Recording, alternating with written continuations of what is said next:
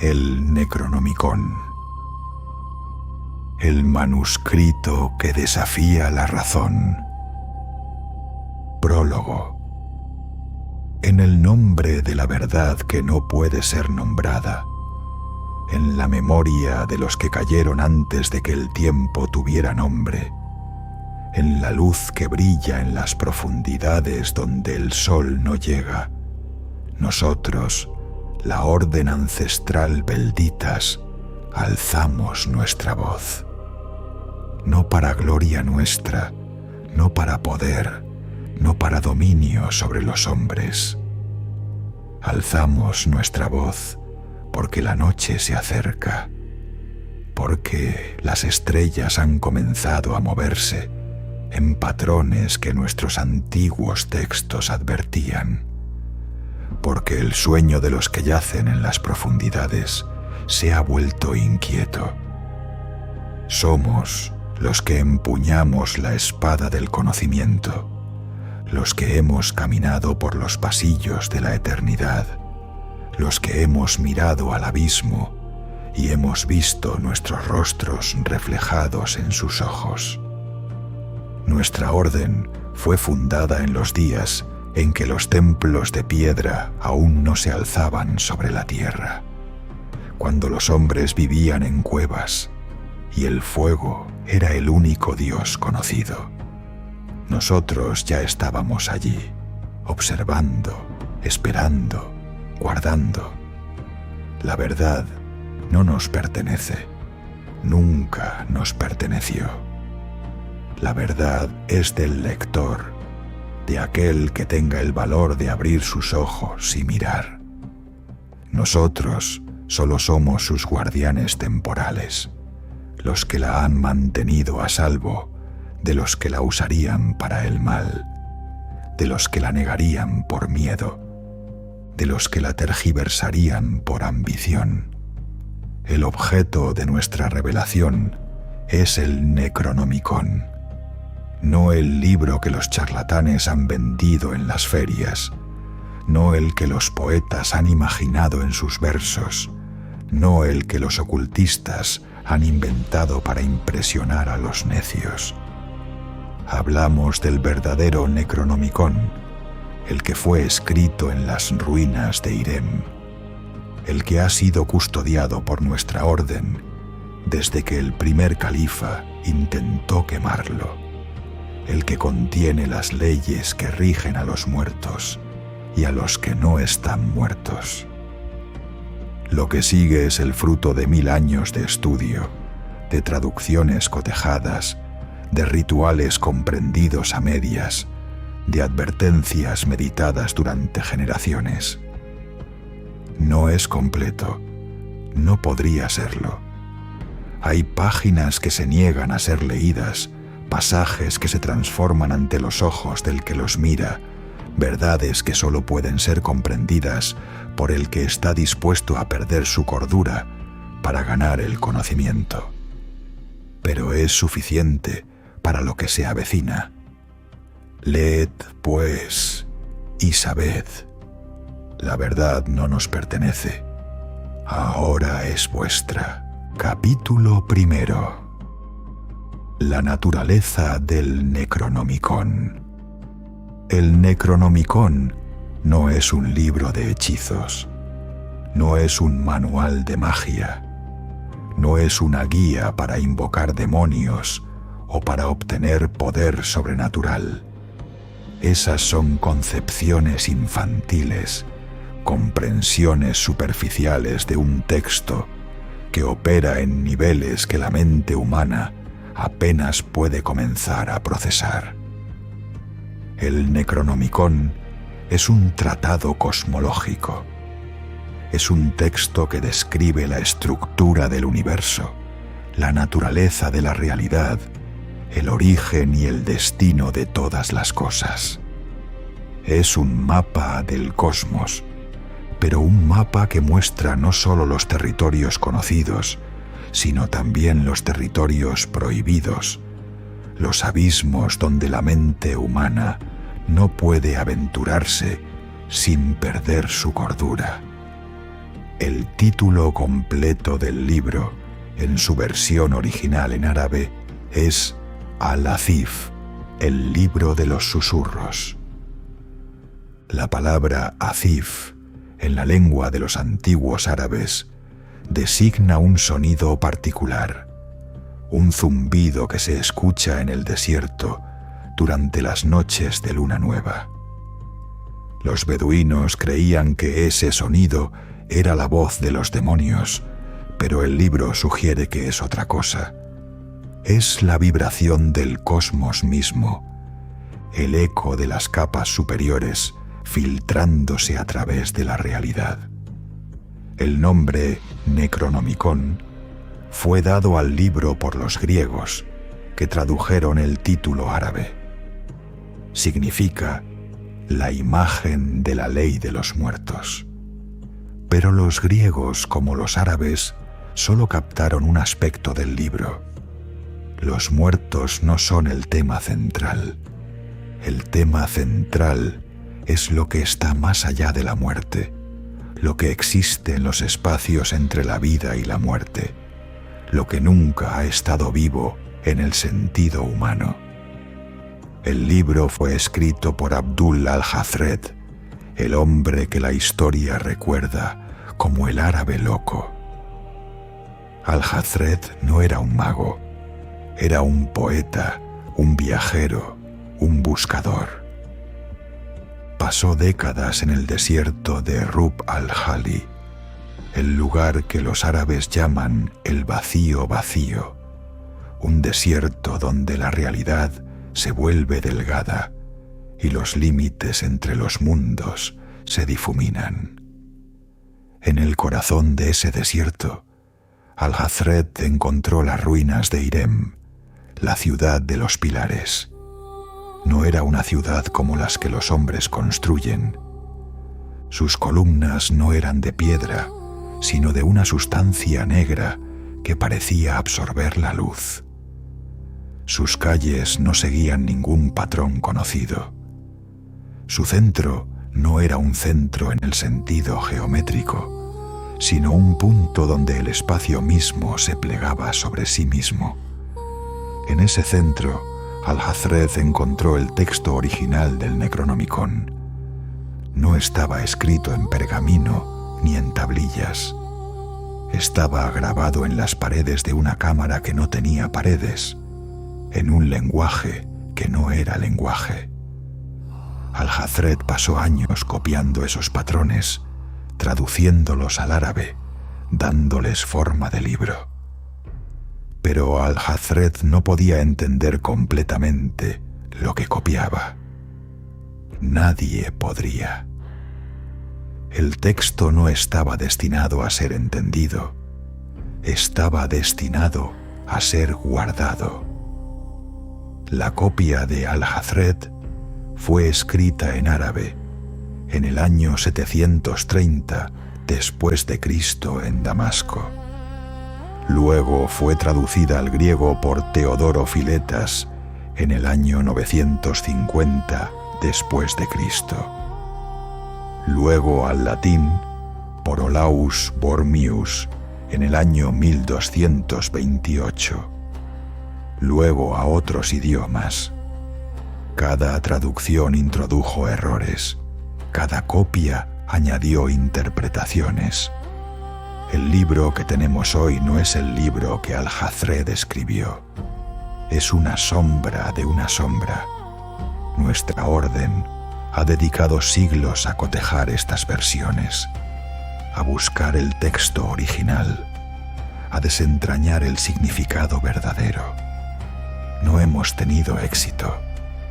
El texto original sigue siendo esquivo. Capítulo 2. La estructura del cosmos. Según el Necronomicon.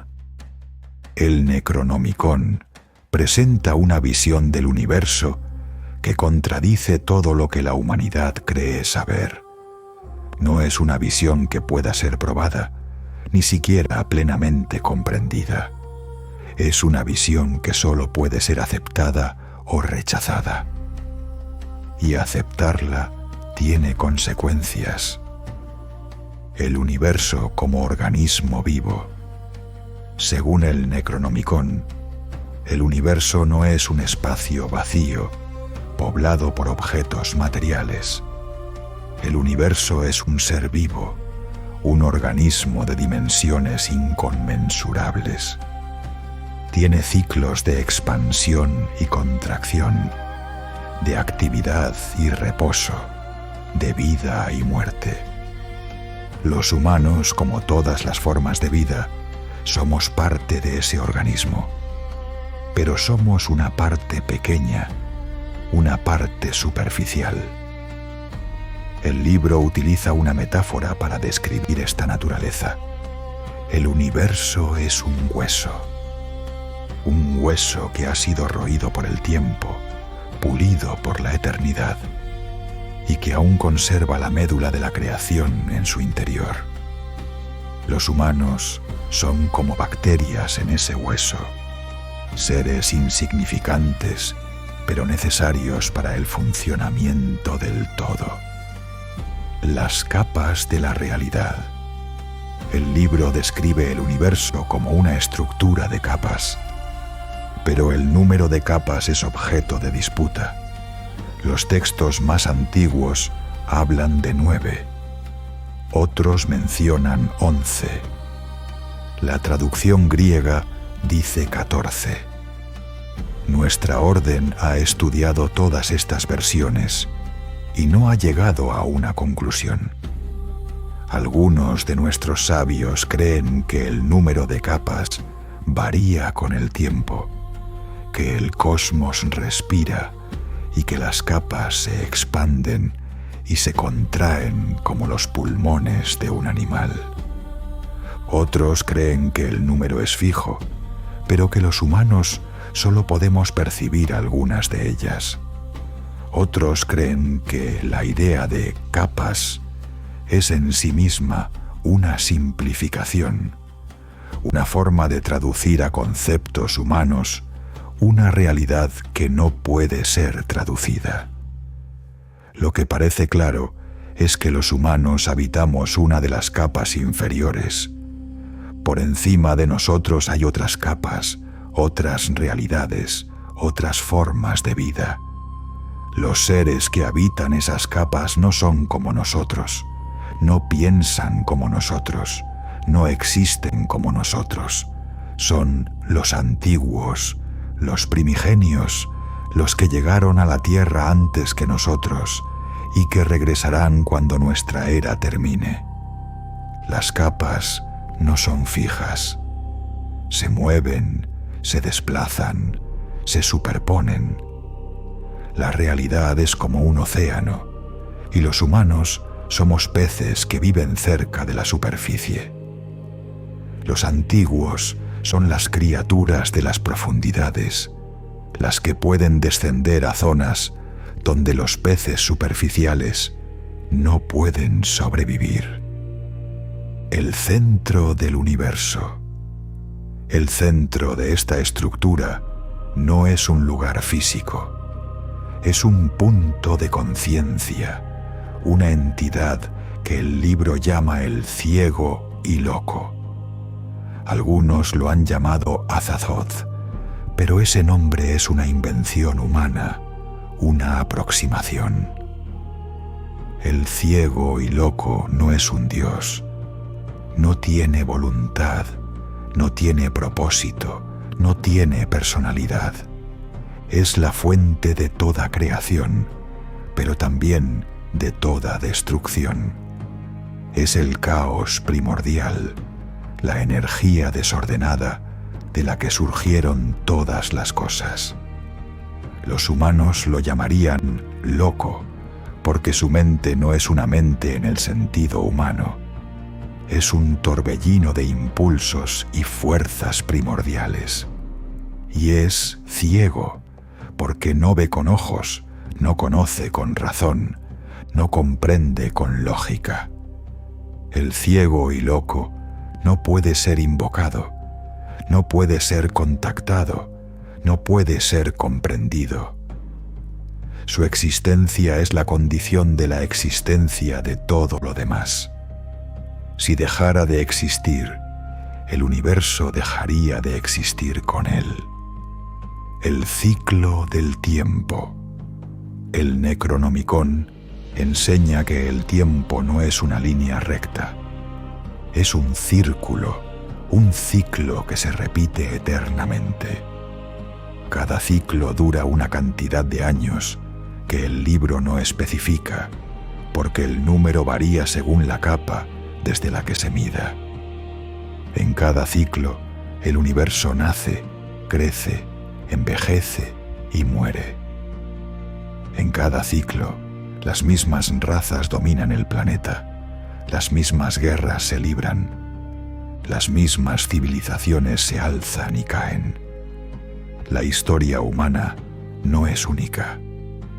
Es una repetición de patrones que se han dado innumerables veces. Los humanos viven en un ciclo particular. El libro no le da un nombre, pero sugiere que este ciclo está llegando a su fin. Pronto comenzará un nuevo ciclo, y los humanos serán reemplazados por otra especie, como ellos reemplazaron a las especies que los precedieron. Capítulo 3.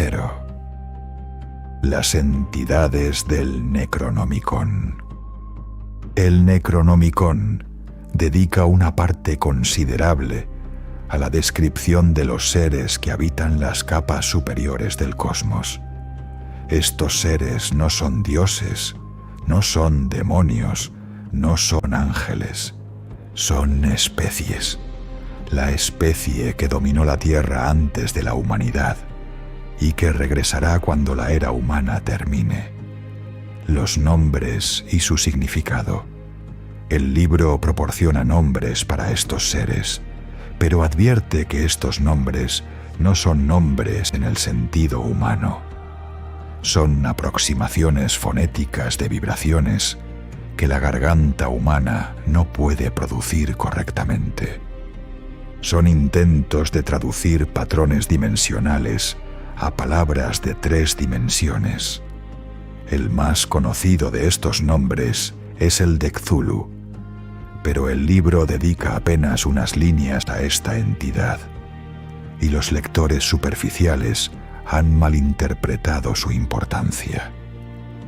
Cthulhu no es el más poderoso, ni el más antiguo, ni el más peligroso. Es simplemente el más cercano, el que yace más próximo a la capa humana. Su sueño en R'lyeh es una barrera que impide que los seres de capas superiores penetren en la capa humana. Cuando Cthulhu despierte, esa barrera caerá. El libro describe a Cthulhu como una masa informe que cambia constantemente de forma. No tiene una forma fija, porque no tiene una identidad fija. Es un puente, una transición, un umbral. Los que han visto a Cthulhu en sueños, los que han sido tocados por su conciencia, describen una sensación de disolución, de perder los límites del yo, de fundirse con algo más grande y más terrible. Otro nombre que el libro menciona con frecuencia es el de Yog-Sothoth. Esta entidad no tiene forma, no tiene ubicación, no tiene temporalidad. Es la puerta misma, la estructura que separa las capas, la membrana que mantiene el orden cósmico. No puede ser invocado para obtener poder. Puede ser invocado para abrir puertas, pero quien abre una puerta no sabe qué puede estar esperando al otro lado. El libro describe a Yog-Sothoth como una masa de esferas que giran en patrones imposibles. No son esferas sólidas, son concentraciones de información, nodos en la red de la realidad. Cada esfera es una puerta, y la masa entera es el guardián de todas las puertas. Quien comprende a Yog-Sothoth comprende que la realidad es una red de conexiones, que todo está vinculado a todo, que lo separado es una ilusión. El libro también habla de Nyarlathotep, a quien describe como el mensajero. Esta entidad es única entre los antiguos porque tiene una personalidad, una voluntad, una agenda. No es indiferente como los otros. Tiene un propósito: preparar el camino, debilitar las defensas humanas, despertar a los durmientes. Nyarlathotep adopta muchas formas. A veces aparece como un hombre alto y delgado, con una sonrisa que no llega a sus ojos. A veces como una bestia con 1000 caras. A veces como un viento que trae sueños y pesadillas. Su función es ser el heraldo, el que anuncia el regreso, el que prepara el terreno. La naturaleza de estos seres. El Necronomicon describe a estos seres como formas de vida, pero formas de vida que operan según leyes diferentes a las humanas. No necesitan alimento, no necesitan aire, no necesitan calor. Su metabolismo es de otro orden, su conciencia es de otra dimensión. Algunos de ellos son inmortales, pero no en el sentido de que no puedan morir. Son inmortales en el sentido de que la muerte para ellos no es un fin, sino una transformación. Otros son eternos, no porque hayan existido siempre, sino porque existen fuera del tiempo. Otros son simplemente antiguos, tan antiguos que la palabra antiguo pierde todo significado cuando se aplica a ellos. El libro advierte que estos seres no son malvados. No tienen interés en la humanidad, para bien o para mal. Los humanos son como hormigas para ellos, pequeños, efímeros, insignificantes. No los odian, no los aman, no los notan. La comunicación con estas entidades. El libro contiene instrucciones para comunicarse con estas entidades, pero advierte que la comunicación es peligrosa. No porque las entidades sean hostiles, sino porque la mente humana no está diseñada para procesar ese tipo de contacto. Los que han intentado comunicarse con los antiguos han experimentado visiones, sueños, alucinaciones. Han visto cosas que no pueden describir. Han sabido cosas que no pueden expresar. Han sido cambiados por la experiencia, y no siempre para bien. Capítulo 4. Los rituales del Necronomicon. El Necronomicon contiene rituales, pero no son rituales en el sentido de conjuros o plegarias. Son procedimientos, técnicas, herramientas. El libro aborda la manipulación de la realidad con la misma precisión con que un ingeniero aborda la construcción de un puente. La naturaleza de los rituales. Cada ritual tiene una función específica: abrir una comunicación, establecer un vínculo, cruzar una barrera, extraer información. Cada ritual tiene requisitos precisos de tiempo, lugar, materiales y estado del operador. El libro es implacable en sus advertencias. Cualquier desviación de las especificaciones, por pequeña que sea, puede tener consecuencias catastróficas. Los rituales del Necronomicon no son inmorales, son neutrales, como un cuchillo es neutral. Su moralidad depende del uso que se les dé. Pero el libro advierte que el conocimiento mismo es una forma de intoxicación y que los que lo poseen tienden a perder su capacidad de juicio. La visión extendida. El más simple de los rituales es el de la visión extendida. Consiste en un ejercicio de concentración que permite al operador percibir las capas superiores del cosmos.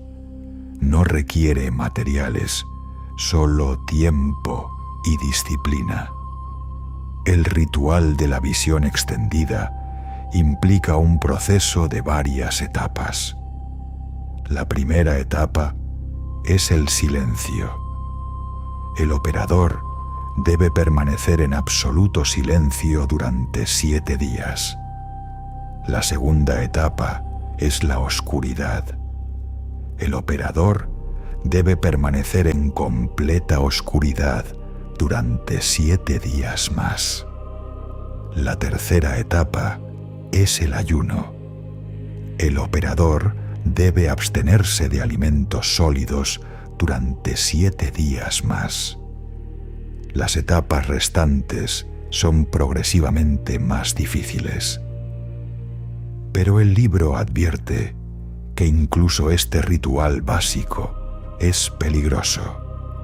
Los que practican la visión extendida sin la preparación adecuada pueden comenzar a ver cosas que otros no ven y eventualmente pueden perder la capacidad de distinguir entre lo que es real y lo que solo existe en las capas superiores. El sello de la puerta. Otro ritual descrito en el libro es el del sello de la puerta. Implica la creación de un símbolo complejo, una combinación de círculos, triángulos y otras formas que el libro describe con precisión matemática. El propósito de este ritual es abrir una brecha entre las capas.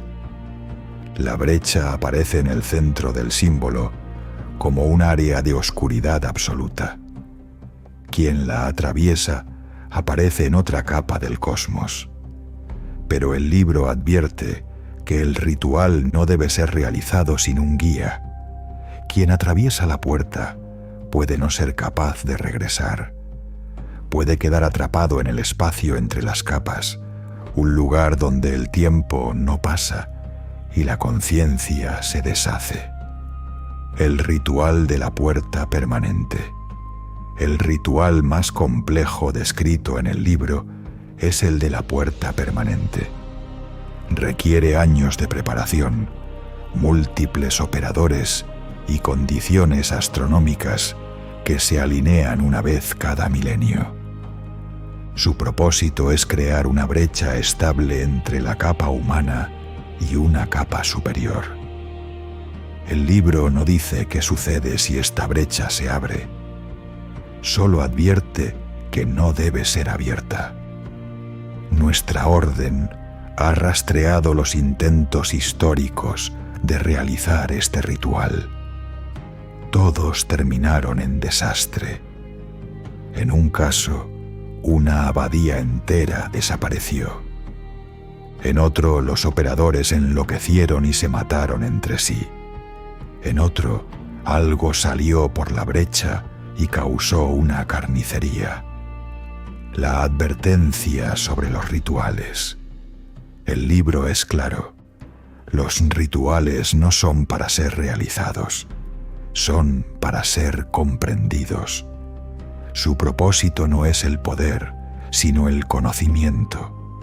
Quien realiza un ritual sin comprenderlo está jugando con fuerzas que no puede controlar. Capítulo 5. Los símbolos del Necronomicon. El Necronomicon no está escrito solo con palabras, está escrito con símbolos. Formas que no tienen nombre en ningún idioma humano. Estos símbolos no son ilustraciones, son parte del texto, tanto como las palabras, o más.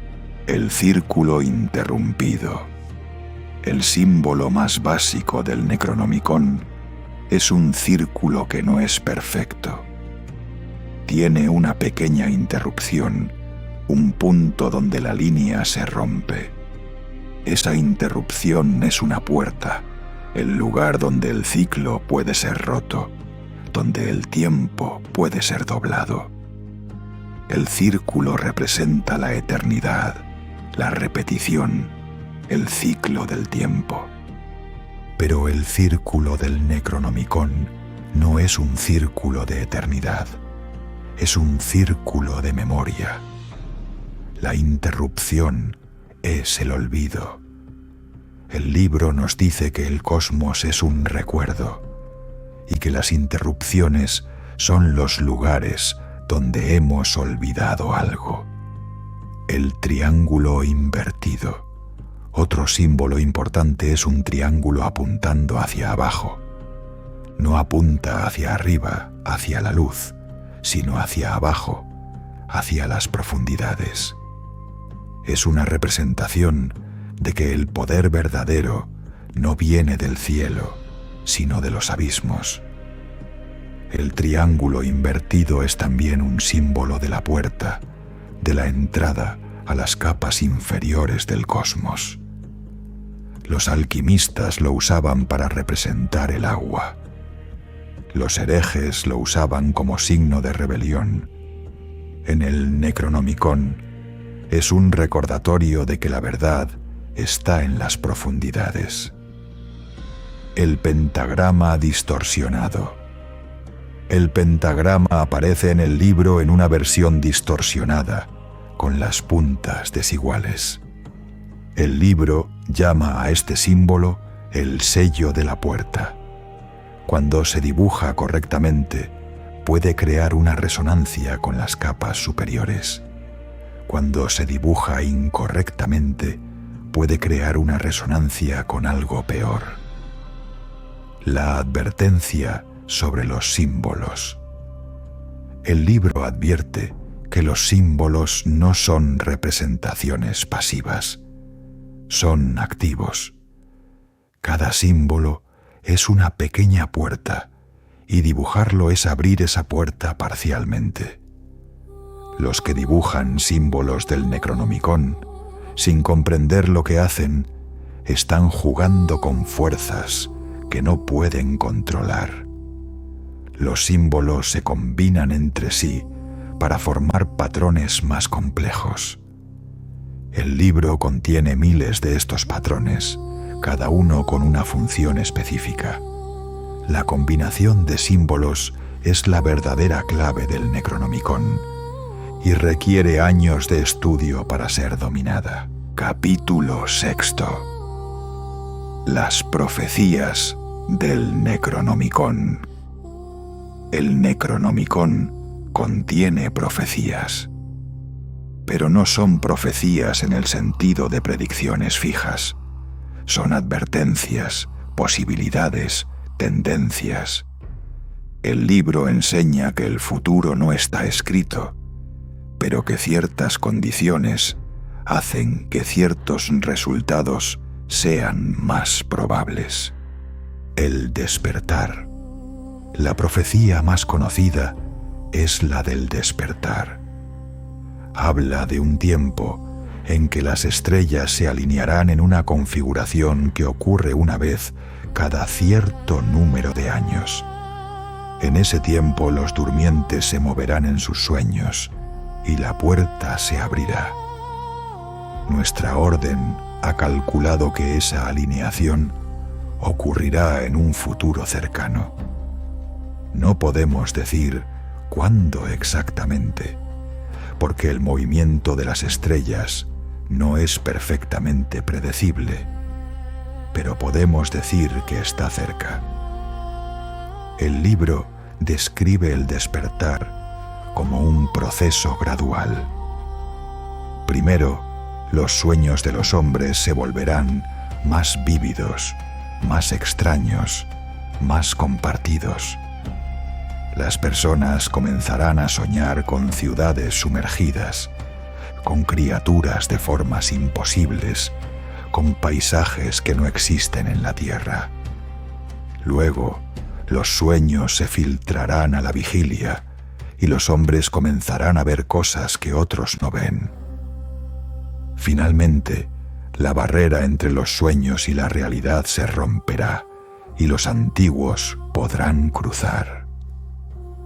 El mensajero. Otra profecía habla de un mensajero. Describe a una entidad que caminará entre los hombres, hablando con voz suave y prometiendo conocimiento y poder. Será adorado como un dios por muchos, y su influencia preparará el camino para el regreso de los antiguos. El libro describe al mensajero como un ser de belleza engañosa. Su rostro será atractivo, pero su mirada fría. Sus palabras serán dulces, pero su significado amargo. Prometerá lo que los hombres desean: poder, conocimiento, inmortalidad. Pero lo que realmente dará será la esclavitud. El fin de la era humana. La profecía más inquietante habla del fin de la era humana. No dice exactamente cómo terminará. Describe varias posibilidades. La destrucción física. Los antiguos arrasan la tierra, matando a todos los humanos. La esclavitud. Los humanos sobreviven, pero como esclavos de los antiguos. La absorción. Los humanos se fusionan con los antiguos, perdiendo su identidad. La huida. Algunos humanos logran escapar de la tierra. El libro no dice cuál de estos escenarios se cumplirá. Solo profetiza que el fin está cerca. La interpretación de las profecías. El Necronomicon advierte que las profecías no deben ser tomadas literalmente. Son símbolos, no predicciones. Cada profecía contiene múltiples capas de significado, y la capa superficial es siempre la menos verdadera. Los que toman las profecías al pie de la letra están condenados a malinterpretarlas. Capítulo 7. La muerte según el Necronomicon. El Necronomicon enseña que la muerte no es un final. Es una transición, un cambio de estado, una transformación. El cuerpo muere, pero la conciencia persiste, aunque de una forma diferente. El viaje del alma. El libro describe la muerte como un viaje. El alma, o lo que los humanos llaman alma, abandona el cuerpo y viaja a través de las capas del cosmos. La mayoría de las almas se dispersan, se difuminan, se convierten en parte del telón de fondo de la realidad. Son como gotas de agua que caen en el océano, perdiendo su identidad, pero conservando su esencia. Algunas almas, sin embargo, mantienen su cohesión. Son los muertos que vagan, los que han sido atrapados en el proceso de transición. No están vivos, pero no están completamente muertos. Existen en los pliegues entre las capas, buscando una salida, buscando un cuerpo, buscando una mente que habitar. Los que vagan. El libro describe a estos muertos vagantes como seres de una tristeza infinita. Han perdido su humanidad, pero recuerdan haberla tenido. Han perdido su forma, pero recuerdan haberla tenido. Están atrapados entre el ser y el no ser, entre la vida y la muerte. El libro contiene rituales para comunicarse con los que vagan, pero advierte que los muertos no son confiables. Han perdido su humanidad, su compasión, su moralidad. Son indiferentes como el universo mismo. Pueden dar información, pero esa información siempre tiene un coste: la posesión. El libro también describe lo que sucede cuando un muerto logra encontrar un cuerpo. Es lo que los humanos llaman posesión. Pero el libro es claro: no es posesión, sino invasión. El muerto no controla al vivo, sino que lo suplanta, lo reemplaza, lo borra. El vivo se convierte en una máscara para el muerto, un disfraz para que el muerto pueda caminar entre los vivos. La doctrina de la muerte. La doctrina de la muerte del Necronomicon no es una doctrina de esperanza. No promete un más allá feliz, no promete reencarnación, no promete juicio, promete transformación. Pero la transformación es neutral. Puede ser buena o mala, dependiendo de cómo se gestione. La mayoría de los humanos no están preparados para gestionarla. Capítulo 8. El origen del Necronomicon. El Necronomicon fue escrito por Abdul al-Hazred, el árabe loco. Pero la historia de al-Hazred es más compleja de lo que parece. El viaje de al-Hazred nació en Saná, Yemen, en el siglo VII. Era un poeta, un viajero, un buscador. Pasó décadas viajando por el mundo conocido: Babilonia, Egipto, el desierto de Rub al-Jali. En Babilonia, al-Hazred estudió las inscripciones de los antiguos caldeos. Encontró referencias a una ciudad perdida en el desierto, una ciudad que los caldeos llamaban la Puerta de los Cielos. Al-Hazred creyó que esta ciudad era Irem y decidió buscarla.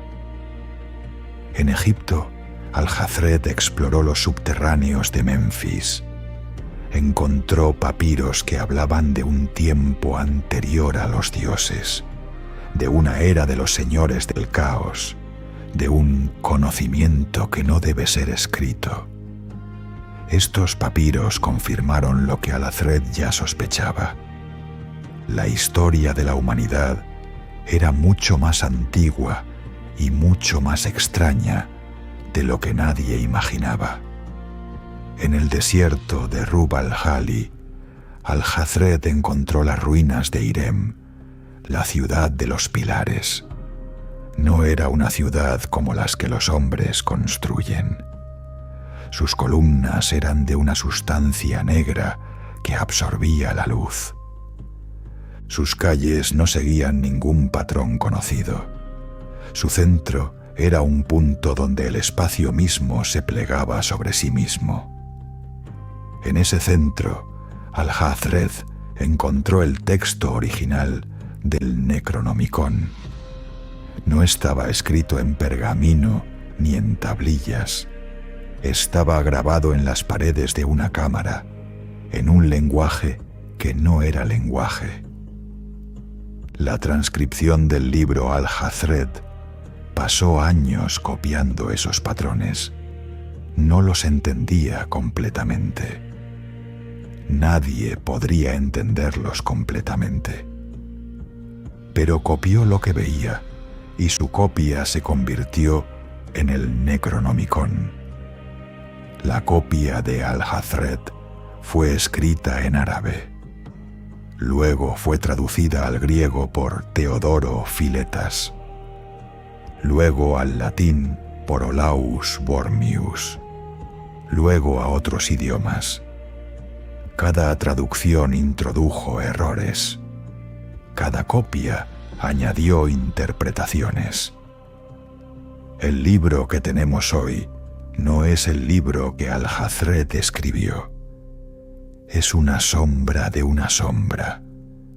La muerte de Alhazred murió en Damasco, en el año 738. Fue devorado por un animal invisible, según la tradición. Pero nuestra orden cree que la historia es más compleja. Alhazred no fue devorado, fue absorbido. Su mente se había expandido tanto que ya no podía ser contenida por un cuerpo humano. Se disolvió en el conocimiento que había transcrito. Se convirtió en parte del libro. Los que han leído el Necronomicon dicen que a veces pueden sentir la presencia de Alhazred en sus páginas. Es una presencia triste, cansada, arrepentida. Como si Alhazred hubiera descubierto demasiado tarde que el conocimiento no vale el precio que se paga por él. Capítulo 9.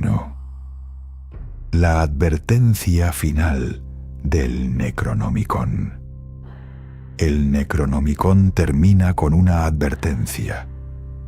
No es una advertencia para los que leerían el libro, porque el libro sabe que los que lo leerían no harían caso de las advertencias.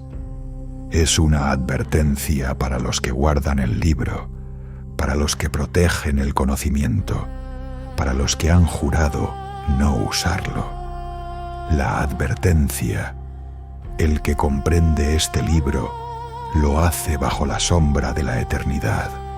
No hay retorno para el que comprende, no hay olvido para el que sabe, no hay paz para el que ve. Esta advertencia es el núcleo del Necronomicon. No es una amenaza, no es una maldición, no es una promesa. Es una observación, la observación de que el conocimiento es irreversible. Una vez que has visto, no puedes dejar de ver. Una vez que has sabido, no puedes dejar de saber. Una vez que has comprendido, no puedes dejar de comprender. El conocimiento como transformación. El Necronomicon enseña que el conocimiento no es neutral. Es una forma de transformación, y la transformación siempre tiene consecuencias. El que lee el Necronomicon no es el mismo después de leerlo. Algo ha cambiado en él, algo que no puede ser deshecho. Los antiguos miembros de nuestra orden, que dedicaron su vida al estudio del Necronomicon, experimentaron esta realidad. Vieron cosas que otros no ven. Supieron cosas que otros no saben. Comprendieron cosas que otros no comprenden. Y esto los separó de la humanidad. Caminaron entre los hombres, pero ya no eran hombres. Hablaron con los hombres, pero ya no pensaron como hombres. El precio del conocimiento. El libro advierte que el precio del conocimiento es siempre alto. Puede ser la cordura, puede ser la vida, puede ser la humanidad, pero siempre se paga algo. Los que han leído el Necronomicon y han sobrevivido han pagado ese precio. Algunos están satisfechos con el intercambio, otros se arrepienten, pero el arrepentimiento no sirve de nada. El conocimiento no puede ser devuelto. Capítulo 10. El Necronomicon en la historia. El Necronomicon ha tenido una historia larga y tumultuosa. Ha sido prohibido, quemado, maldito, pero ha sobrevivido a todo. La prohibición papal. En 1232, el Papa Gregorio IX prohibió el Necronomicon. Lo consideró herético, blasfemo, peligroso para la fe. Ordenó que todos los ejemplares fueran quemados, pero algunos sobrevivieron. Fueron escondidos por la orden, por bibliotecas secretas, por coleccionistas privados. El libro continuó circulando en secreto, de mano en mano. La quema de la biblioteca de Constantinopla en 1204, durante la Cuarta Cruzada, los cruzados saquearon Constantinopla y quemaron su biblioteca. Muchos textos antiguos se perdieron para siempre, entre ellos, según algunos, una copia del Necronomicon. Pero la orden sospecha que esta copia no fue destruida. Fue salvada por un bibliotecario que sabía lo que contenía. Puede que aún exista, oculta en algún lugar de Europa. Las traducciones posteriores. A lo largo de los siglos, el Necronomicon fue traducido a muchos idiomas: latín, francés, inglés, alemán. Cada traducción introdujo errores, omisiones, interpretaciones. El libro que tenemos hoy es un palimpsesto de versiones, una colección de capas superpuestas.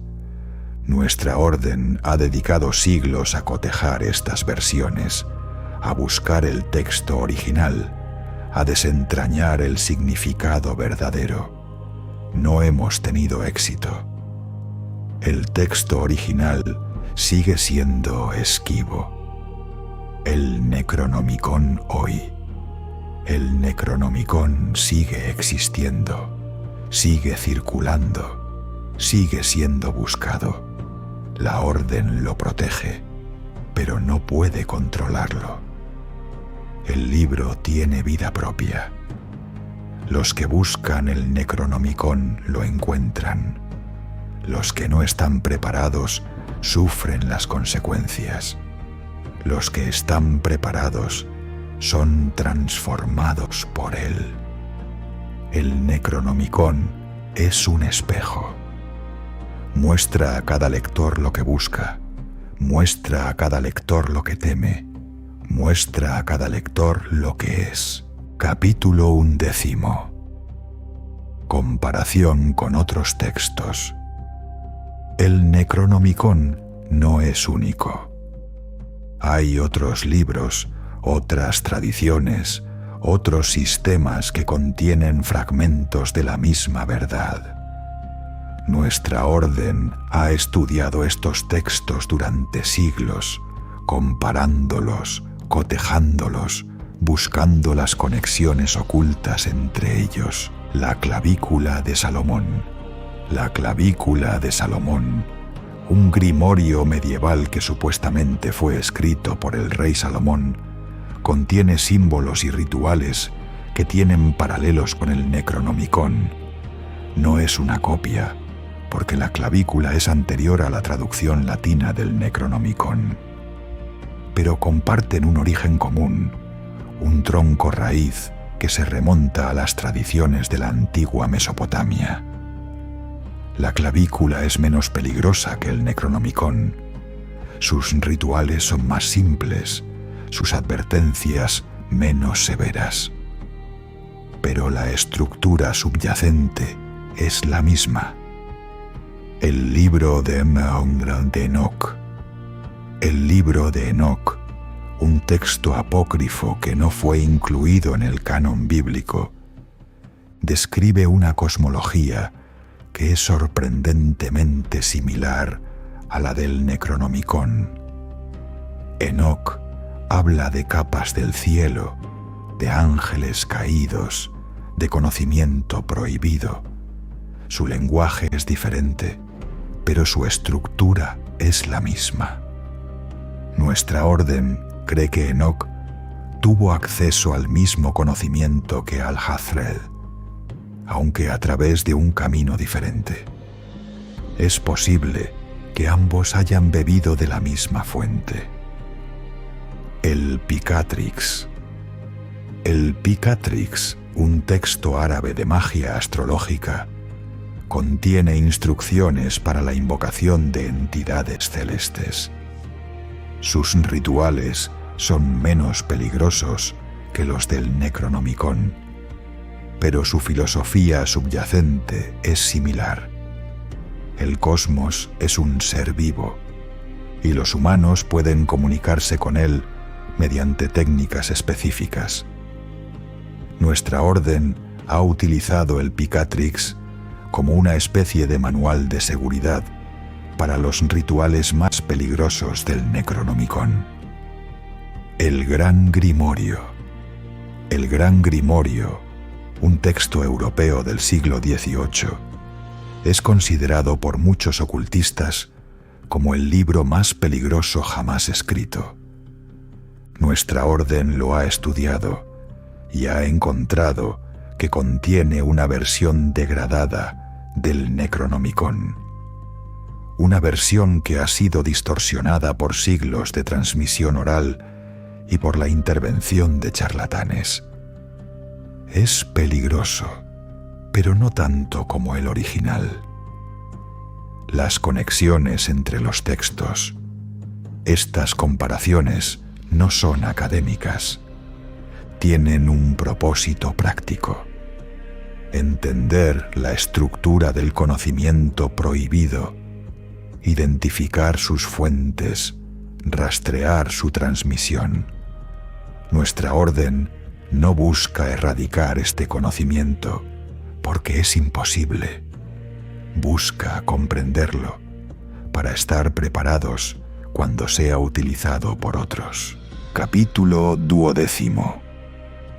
La Orden Ancestral Belditas. Nuestra orden ha sido la principal guardiana del Necronomicon durante más de 1000 años. Hemos visto a muchos buscar el libro y a muchos encontrarlo.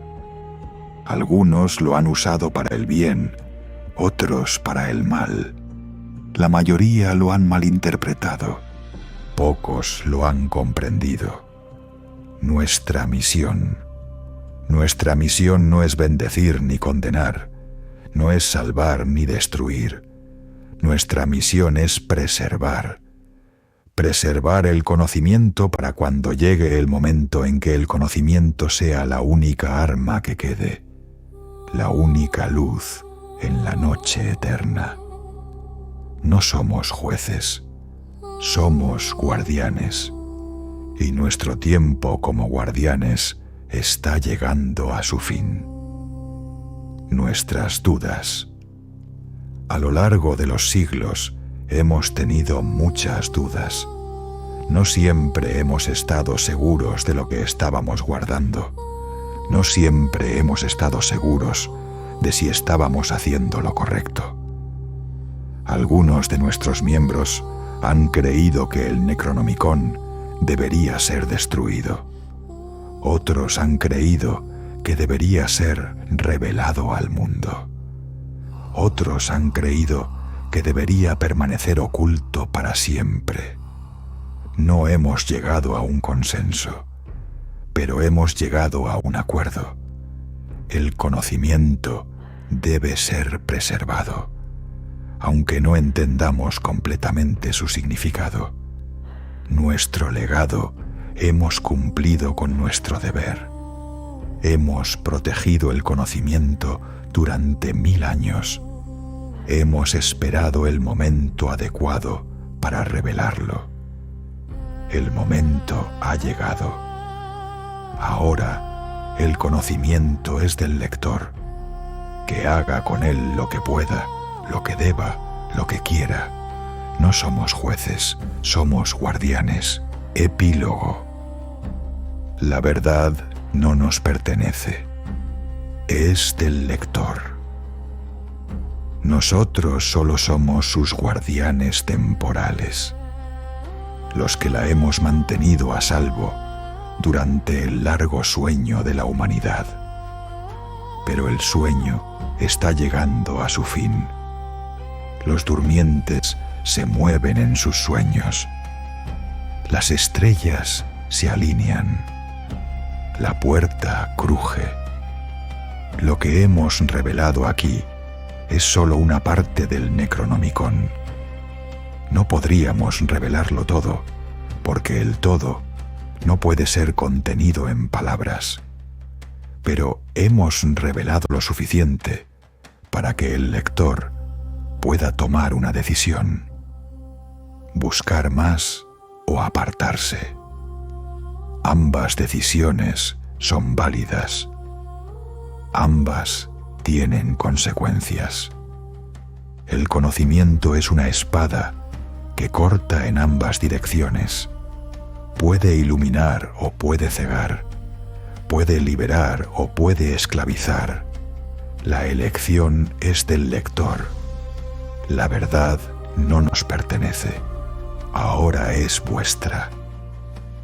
Nosotros, la Orden Ancestral Belditas, hemos cumplido con nuestro deber. Hemos protegido el conocimiento durante 1000 años. Hemos esperado el momento adecuado para revelarlo. El momento ha llegado. Que el lector sea advertido. La verdad es un veneno, pero también es la única cura. La verdad es una espada, pero también es el único escudo. La verdad es una puerta, pero también es la única llave. Que el lector encuentre lo que busca y que ese encuentro le dé la fuerza para enfrentar lo que viene.